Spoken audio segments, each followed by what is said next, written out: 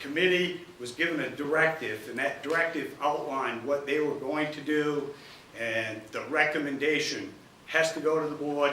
Ultimately, the Board of Selectmen will decide to send that to you, the voters, or not, and in whatever form. So more than likely, the committee's has planned on maybe 2 more of these before the town meeting if we're prepared at that point. So that's kind of lays it out, and part of what they'll look at is retail space in Watts Hall, whether or not, the other important part I thought was, if you're gonna have police in this facility, why wouldn't you have fire and ambulance? What I didn't want to have the board faced with is 10 years from now, the fire station being where it is and the community never answered the question now.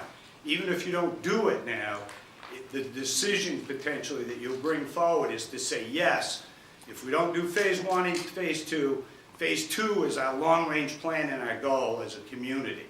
So eventually that would happen. This area here, we could use for a shelter, a warming shelter, we'd have a generator, we'd have police, fire, and ambulance staff in the same building if you had some kind of disaster or a storm. So we're trying to think of all those things. The food pantry will be in here as well. So that's more or less, the only other thing is going to be the finances. And you know that's always, I mean, the finances are the big item. So basically, I mean, I can answer a lot of different questions depending on exactly what you have. But phase 1's $833,000. So that does everything up through here and all the way across that front, except for the fire and ambulance on the end.